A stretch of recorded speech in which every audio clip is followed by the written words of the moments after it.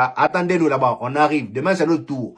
J'espère que l'Atlético de Madrid, c'est tocard là aussi, vu que eux, ils connaissent que le Real Madrid. C'est que face à nous, ils sont forts eux aussi. Quand c'est le Barça là, ils sont tout mignons. Tout mignons. Voilà. Et quand c'est le Real Madrid en face, c'est là, ils sont des griffes rues.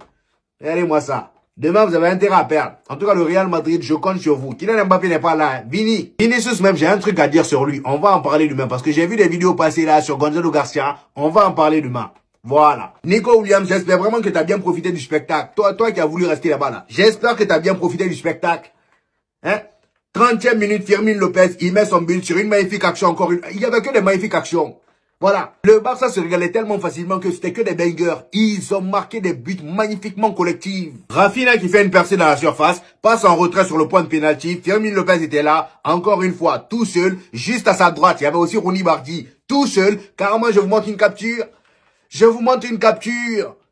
Regardez vous-même, c'est quelle défense? Elle est où la défense? Ce soir, c'était la dernière séance d'entraînement avant le derby de Madrid en Supercoupe. Vinicius, il a l'air de nous préparer une masterclass pour contrer le Harambol. Et pendant ce temps, Mr. Xabi est en conférence de presse avec Bellingham. Mais avant de continuer la vidéo, si toi aussi t'as déjà pleuré devant un match de Madrid, n'hésite pas à t'abonner, c'est reparti. Pendant la conférence de presse, Bellingham a expliqué pourquoi il ne met plus autant de buts qu'à son arrivée. Il explique tout simplement que son rôle était de jouer près de la surface adverse, mais depuis qu'Mbappé est arrivé, il doit jouer beaucoup plus bas. Et a priori, tout le monde pense que ça le dérange. Et lui, il nous dit, je pense que le rôle que me confie Xabi fait de moi un milieu plus complet et c'est quelque chose que j'apprécie un peu plus. On le voit qui commence à reprendre de plus en plus plaisir à ce poste-là et ça tombe bien, demain Xabi devrait aligner la même composition que contre le Betis. Il a aussi parlé de Joga Vomito et pour lui les 0 buts en 17 matchs ça ne veut rien dire. Pour lui Vini continue toujours à créer du danger, c'est lui il est sur le terrain donc c'est lui il a raison. Il a encore une fois évoqué les rumeurs de tension dans le vestiaire et encore une fois c'est le même discours. Tout le monde soutient l'entraîneur et l'ambiance est positive. Pendant cette conférence Xabi il a rien dit d'intéressant à part qu'on doit battre l'Atlético Madrid, mais il a quand même parlé de Vini et de sa prolongation de contrat. On a besoin qu'il soit au top de sa forme, qu'il prenne du plaisir sur le terrain. Ça fait plaisir les gars, on sort d'une très belle victoire contre le Betis. L'équipe a l'air prête mentalement, physiquement, donc demain, faudra répondre sur le terrain. Bref les gars, rendez-vous après le match demain, sinon c'était votre gars Silas pour un nouveau banger. Les Madridistas, en vrai, j'ai bien aimé la conférence de presse de Jude Bellingham. Hein. Donc pour ceux qui ne le savaient pas, dans une première vidéo, je vous ai résumé la conférence de presse de Xabi Alonso. Mais dans cette vidéo-là, je vais vous résumer la conférence de presse de Jude Bellingham et conférence de presse qu'on va analyser ensemble.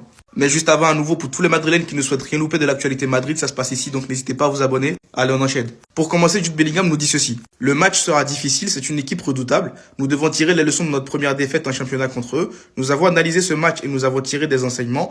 J'ai hâte de disputer cette rencontre. Après, une chose est sûre, le Jude Bellingham qu'on a vu lors du premier match face à l'Atlético Madrid, il ne sera pas le même. Étant donné que lors du premier match, il revenait à peine de sa blessure ou de son opération à l'épaule. Et là, je ne sais pas pourquoi, mais je sens qu'on aura un très bon Jude Bellingham demain.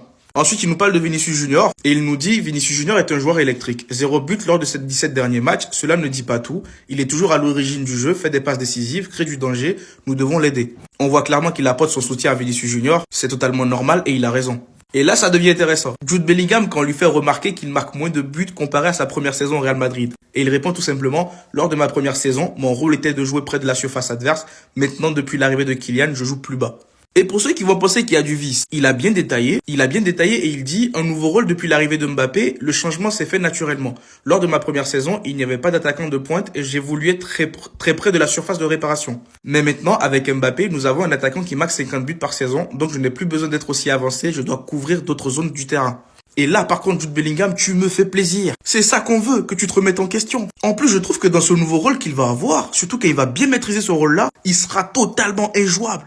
Et c'est maintenant qu'il aura vraiment l'occasion de montrer à quel point il est potentiellement le meilleur milieu du monde. Ensuite, il parle vite fait des tensions qu'il y avait eu dans le vestiaire. Et il répond tout simplement, on en a parlé, mais on sait ce qui se passe. On soutient l'entraîneur, c'est clair. L'ambiance est positive, on travaille pour progresser. Je m'entends très bien avec tout le monde. Si ça ne va pas, on se réunit et on en discute. On est pleinement derrière l'entraîneur. Et là, son discours nous prouve encore une fois qu'effectivement, il y avait eu un problème dans les vestiaires. Et tant mieux en vrai s'ils en ont parlé. Maintenant, il faut se comporter comme des bonhommes. S'il y a un truc qui ne va pas, on se réunit et on en parle. C'est tout. Ça ne sert à rien de faire des messes basses ou je sais pas quoi. Et pour finir, on lui parle des doutes sur l'avenir de Xabi Alonso et il dit « Je ne prends pas de décision, je ne peux que donner mon avis. Nous sommes tous unis dans le vestiaire et nous devons l'être. Il y a parfois des hauts et des bas. Il faut regarder où nous en sommes. En demi-finale, à 4 points du leader, dans le top 8 de la Ligue des Champions. Ce n'est pas une catastrophe, nous voulons faire mieux et j'espère que nous pourrons gagner. » Non, franchement, moi je vous le dis, j'ai aimé sa conférence de presse. Et soyez-en sûrs, on va assister à une nouvelle version de Jude Bellingham, vous n'êtes pas prêts. Maintenant qu'il est en train de comprendre son rôle, d'assimiler son rôle, vous allez tous être choqués. Vous allez être choqués et c'est tout ce qu'on lui demandait. Jude Bellingham, c'est tout ce qu'on te demandait. Mais bref, dites-moi ce que vous avez pensé de sa conférence de presse dans les commentaires. Et surtout pour ne rien louper, vous savez ce qu'il vous reste à faire. Avant le match en Supercoupe, Vinicius a voulu nous laisser un petit message. Il y a eu des infos qui sont sorties avant ce match face à l'Atlético Madrid. Le journal du Real a sorti une compo probable face à l'Atlético. C'est exactement la même que face au Betis Séville, mais je pense qu'il y aura un changement. Parce qu'aux dernières informations, Rudiger aurait une gêne au genou. En toute logique, Eysen devrait prendre sa place. Eysen devrait faire son retour face à un adversaire où il a été catastrophique au dernier match. Il ne faut pas oublier qu'il a perdu beaucoup de points, donc pour lui là, c'est l'occasion parfaite pour se rattraper. Est-ce que pour vous, il va sortir un gros match Eysen? Les gars, l'Arabie Saoudite, Ferland Mendy, il aime bien. Est-ce que c'est une coïncidence? 10 joueurs ayant disputé le plus de minutes en Supercoupe d'Espagne en Arabie Saoudite, Ferland Mendy, c'est le premier. Est-ce que c'est une coïncidence? Je pense pas. Ninch va jouer là-bas. Les joueurs qui ont le plus de goal assist en Supercoupe d'Espagne depuis 2019. Comme on peut le voir, Rodrigo est le premier sur ce classement. Rodrigo aime beaucoup jouer contre l'Atlético parce qu'en Supercoupe d'Espagne, on tombe souvent sur eux. Rodrigo face à l'Atlético, les gars, il n'a pas de masque, que ce soit en Liga ou en Supercoupe. En deuxième, le 9.